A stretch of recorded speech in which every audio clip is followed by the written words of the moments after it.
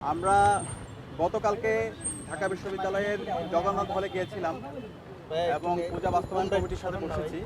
এর আগেও ক্যাম্পাসের পূজা বাস্তবায়ন করার জন্য আশেপাশে যে মন্দিরগুলো আছে পূজা বাস্তবায়ন কমিটির সাথে আমরা বসেছি এবং তাদের কনসার্নগুলো, তাদের পরামর্শগুলো আমরা শুনেছি।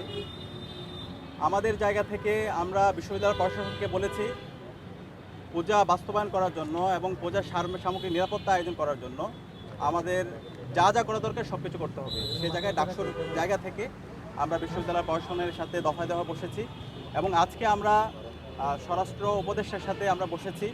আমরা আমাদের কাছে যে পরামর্শগুলো স্টেক হোল্ডাররা দিয়েছে আমরা সেই পরামর্শগুলো আমরা পৌঁছে দিয়েছি। আমাদের এইবারের যে পূজা সেই পূজায় যেন সবাই স্বাধীনভাবে সুন্দরভাবে ধর্মীয় আমাদের যে উদযাপন আছে সেটা যেন সুন্দরভাবে করতে পারে সেই জায়গা থেকে আমরা আমাদের পরামর্শগুলো স্বরাষ্ট্র উপদেষ্টাকে জানিয়েছি। বিশেষ করে নিরাপত্তার বিষয়গুলো আমরা শুধুমাত্র ঢাকা বিশ্ববিদ্যালয়ের কথা বলিনি, একই সাথে বাংলাদেশের যত প্রতিষ্ঠান আছে, যতগুলো বিশ্ববিদ্যালয় আছে, কলেজ আছে, স্কুল আছে এবং একই সাথে আমাদের সারা দেশের যত পূজা মণ্ডপ আছে সব জায়গায় যেন নিরাপত্তা নিশ্চয় করা হয় এবং পর্যাপ্ত আইনশৃঙ্খলা বাহিনীর যেন মোতায়েন করা হয়, একই সাথে সিসিটিভি যেন রাখা হয়, এই বিষয়গুলো আমরা কনসার্ন করে জানিয়েছি।